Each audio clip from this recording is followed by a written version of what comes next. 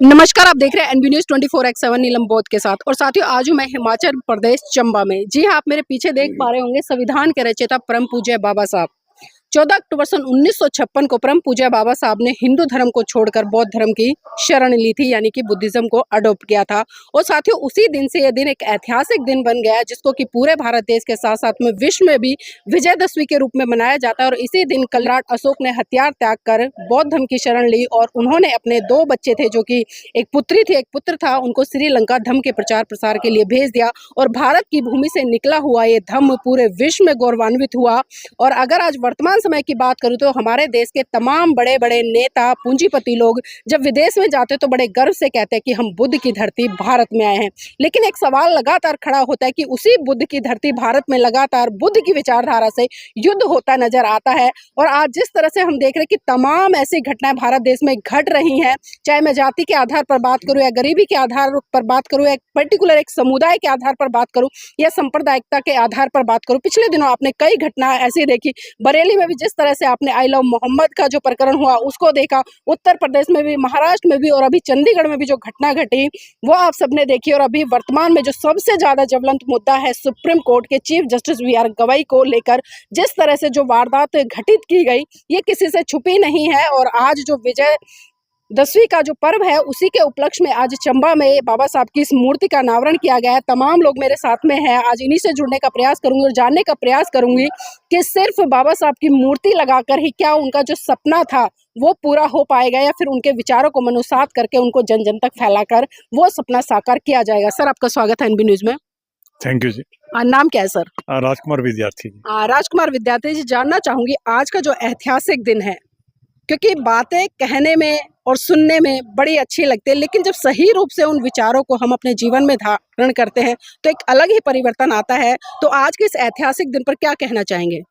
ये बहुत गौरव का विषय है कि चंबा में ये जो धम्म परिवर्तन दिवस है इसको मनाया गया है और बहुत अच्छी जानकारी दी और साथ में बाबा साहब का स्टैचू यहाँ स्थापित हुआ है, तो ये बड़ी गौरवान्वित करने वाली बात है।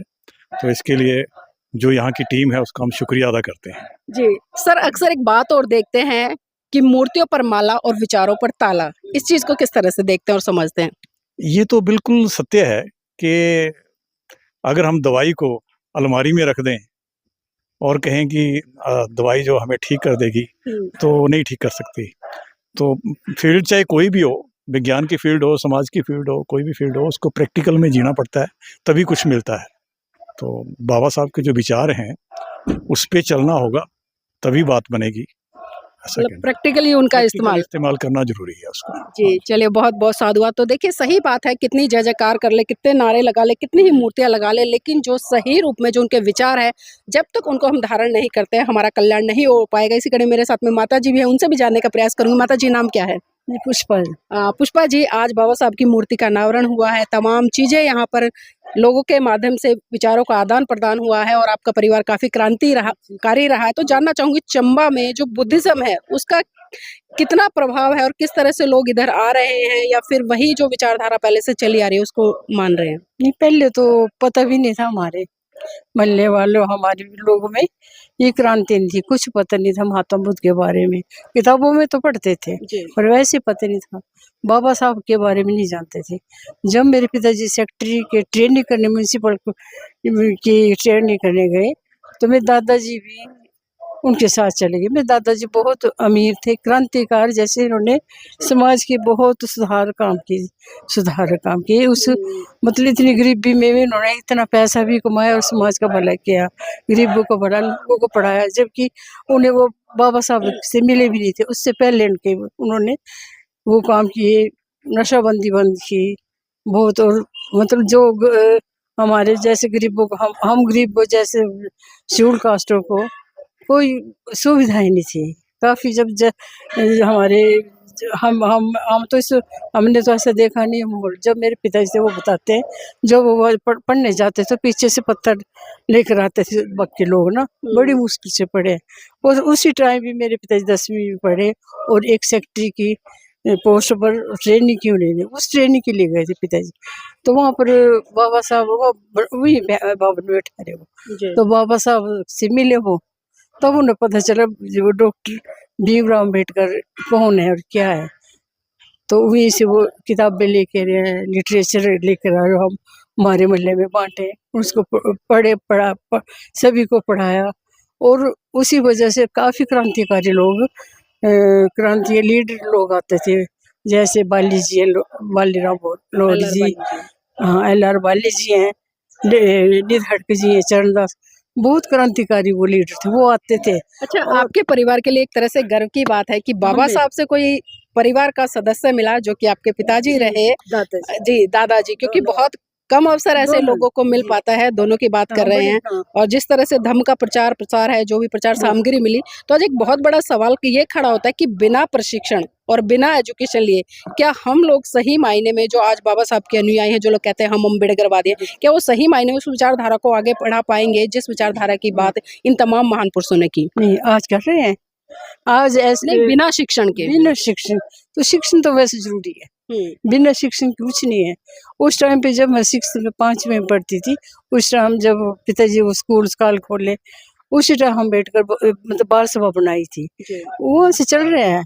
पर बीच में सब कुछ टूट गया। अब सिर्फ ये है, जब जन्मदिन होता, बर्थडे आता था, थोड़ा सा करता, और कुछ भी नहीं। मैं मतलब मेरा विचार है कि कुछ सभाएं होनी चाहिए, बच्चों के लिए भी होनी चाहिए, सुविधाएं होनी चाहिए उनके लिए, कि उनके लिए जरूरी हो। अच्छा, किसी भी आंदोलन को सफल करने के लिए या कोई भी विचारधारा हो, उसको सफल करने के लिए महिलाओं की बहुत बड़ी भूमिका होती है। तो महिलाएं यहाँ पर किस तरह से काम कर रही हैं? आज भी जिस तरह से हम हिमाचल को देवभूमि के रूप में जानते हैं, वही चीजें हैं या बुद्धिज्म की तरफ महिलाएं आ रही हैं, समझ रही हैं, उसका प्रचार प्रसार कर रही हैं? बुद्धिज्म की तरफ से ज्यादा तो नहीं है ना हमारी, उनको ज्ञान की जरूरत है, उनको समझाने की जरूरत है ना। हम तो इतना नहीं कर सकते ना, पर हमारे जो समाज के लोग हैं, जो हमारे बरादरी के लोग हैं, आगे बढ़ रही है, वहाँ तो बुद्धिस्ट बन रहे हैं, उनकी विचारधारा पर उस पर चल रहे हैं। ऐसी बात बहुत, हमारे इसी वजह से सारे हमारे बच्चे पढ़ लिख कर बहुत बड़ी बड़ी पोस्टों पे हैं। इसी शिक्षा, बाबा साहब की शिक्षा पर चले, ना कि उनकी मूर्तियां बनाकर या कुछ उनका दिखावा करके, बल्कि उनकी पढ़ाई करके, लिखाई करके आज इतनी बड़ी, बहुत बड़ी पोस्ट पे है। जो मेरी बुआ जी के लड़के, आज वो फॉरेस्ट में सबसे चीफ जो है, डायरेक्टर कंचन, तो बहुत बड़ी पोस्ट पे है, और भी बाकी। तो देखिए, कहीं जी बिल्कुल, कहीं ना कहीं एक सफलता है, क्योंकि जिन लोगों ने बाबा साहब को पढ़ लिया, समझ लिया, वो क्रांति कर देते हैं। लेकिन फिर से एक वही सवाल खड़ा होता है, क्योंकि बाबा साहब ने कुछ विचार भी दिए, कुछ सिद्धांत भी दिए, एक मार्ग भी दिया है। आज हम चाहे मैं सुप्रीम कोर्ट के चीफ जस्टिस तक के पद की बात करूं, वो भी बोध हैं। और जब ऐसे लोग कहीं ना कहीं ऊंचे पदों पर पहुंचते हैं, तो समाज भी कहीं ना कहीं गौरवान्वित होता है और सीख लेता है और उनसे प्रेरणा लेकर आगे बढ़ने का प्रयास करता है। तो इसी कड़ी में और कुछ लोग हैं, उनसे जानने का भी प्रयास करूंगी। भाई जी, नाम क्या है? मेरा नाम संदीप लाहौरी है। संदीप लाहौरी जी, आज बाबा साहब की मूर्ति का अनावरण हुआ है, तमाम विचारों को लेकर यहाँ पर चर्चा भी हुई है। तो पहले तो ये बताइए, आज का जो दिन है कितना विशेष रहा आपके लिए? खासकर अगर हमारे लिए बात करें तो हमारे लिए तो बाबा साहब शुरू से ही आदरणीय रहे हैं जी। बाकी मूर्ति का अनावरण होना एक तरह का उनका एक सिंबल है, जो सिंबल ऑफ नॉलेज जिसको हम बोलते हैं, और जिस पे हमें बहुत सारा मान भी है, अभिमान भी है। मेनली ये कि बाबा साहब की मूर्ति लगने का मतलब ये है कि हम लोग को एक प्रोत्साहन मिलता है कि हम लोग उनके दी हुई जो आइडियोलॉजी है उसको हम लोग उसके ऊपर चलें। और जो बाबा साहब ने उस वक्त की जो बेड़ियाँ थी, इतने कष्ट है कि भी उस लेवल पे पहुँचे, जबकि उनके पास इतने संसाधन नहीं थे। लेकिन आज की तारीख में इस ग्लोबलाइजेशन में इतना संसाधन होने के बावजूद अगर हम लोग अपने उस पैरामीटर के हिसाब से अपने आप को अगर कंपेयर करें तो बहुत पीछे हैं। तो हम चाहते हैं कि उस एंड पे हम लोग बाबा साहब की शिक्षा लें, जो दूसरे गुरुजन हैं, दूसरे महापुरुष हैं, उनके बताए हुए रास्तों पे हम लोग चलें, ताकि समाज के लिए, इस देश के लिए, इस पूरी धरा के लिए हम कुछ ना कुछ अच्छा करें। जी, बाबा साहब ने 1935 में घोषणा करी कि हिंदू धर्म में पैदा हुआ, लेकिन ये मेरे बस की बात नहीं थी। और फिर 1956 में उन्होंने बुद्धिज्म को अडॉप्ट किया। लेकिन क्या बात है, आज भी हम देख रहे हैं कि तमाम जो बुद्धिजीवी लोग हैं, चाहे मैं पंजाब की घटना की बात करूँ, ग्वालियर की करूँ, अभी यूपी में जो हुआ, बरेली की बात करूँ, तमाम ऐसी घटनाएं जो आज भी लोगों को एक संदेश देती हैं कि जो व्यवस्था आपके ऊपर अत्याचार करती है, शोषण करती है, आपको उस व्यवस्था को छोड़ देना है। लेकिन आज भी बहुजन समाज का जो बहुत बड़ा तबका है वो वैसी विचारधारा में, उसी व्यवस्था में,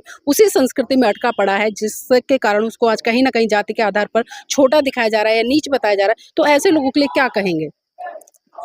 मेरा खुद का मानना है कि ठीक है, जो पुरानी से पुरानी जो परंपराएं हमारे ऊपर थोपी गई हैं, आज के युग में अगर हम लोग थोड़ा सा अवेयर हों, बाबा साहब की जो शिक्षाएं हैं, महात्मा बुद्ध की जो शिक्षाएं हैं, हम लोग सामाजिक तौर पे आपस में संगठित रहें, अपने को सोशली लेवल पे, इकोनॉमिकल लेवल पे, फाइनेंशियल लेवल पे अच्छे से अपने आप को इंटेलेक्चुअल लेवल पे अगर हम करते हैं, तो मुझे लगता नहीं है कि इस तरह से कोई घटना हो।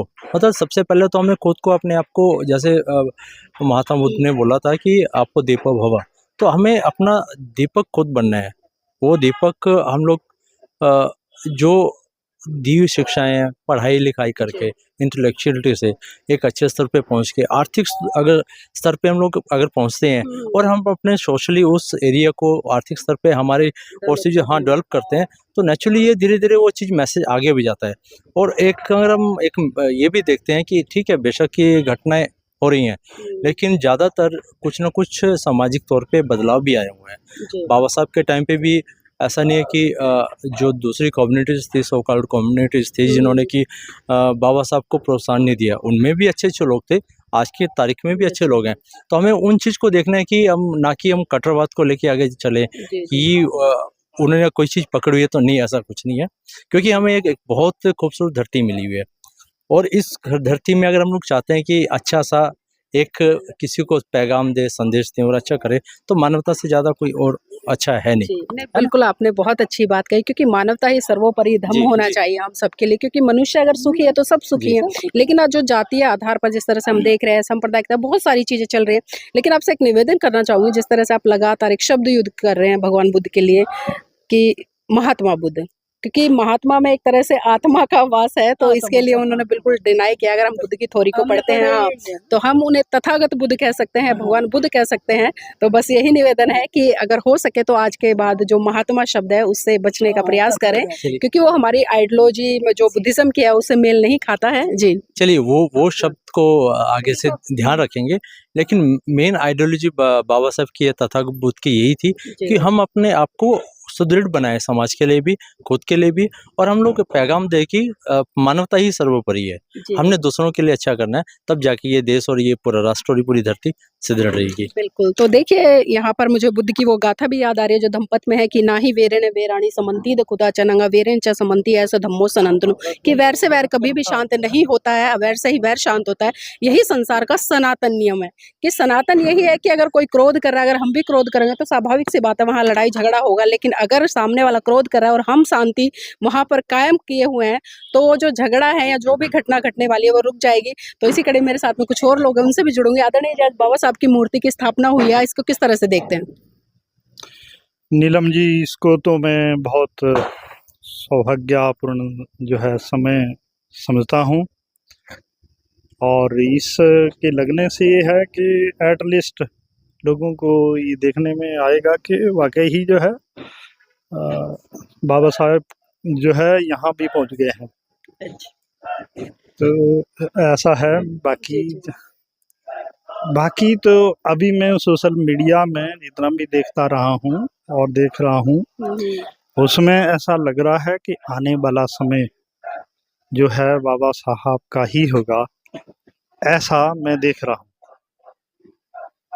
बाकी तो मुझे ज़्यादा कुछ बोलना नहीं है। जी, जी। चलिए ठीक है, बहुत-बहुत साधुवाद हमारे साथ जुड़ने के लिए। और एक बहुत बड़ी बात कह दी कि जिस तरह से सोशल मीडिया पर जो देख रहे हैं, उससे इनको लग रहा है कि जो आने वाला समय है वो बाबा साहब का होगा। और बहुत सारे लोग भी कहते हैं, बुद्धिजीवी लोग भी कहते हैं कि जो 21वीं सदी है वो बहुजनों की होगी। अब इंतज़ार ये रहेगा कि बहुजन क्या इस विचारधारा को जो बाबा साहब ने दी है, उसको मानकर उस दिशा में आगे बढ़ेंगे या फिर से वही जय जयकार के नारों में उलझ जाएँगे। तो साथ ही मैं चाहूँगी आप इस वीडियो को लाइक करें, शेयर करें और अपनी कमेंट के माध्यम से प्रतिक्रिया जरूर दीजिएगा कि आज की जो महत्वपूर्ण चर्चा है और आज हिमाचल प्रदेश की धरती चंबा में जो बाबा साहब की मूर्ति का अनावरण किया गया है, तो इस मूर्ति के साथ साथ में कितनी तेज गति से यहाँ पर विचार फैलेंगे, इस पर जरूर प्रतिक्रिया दीजिए।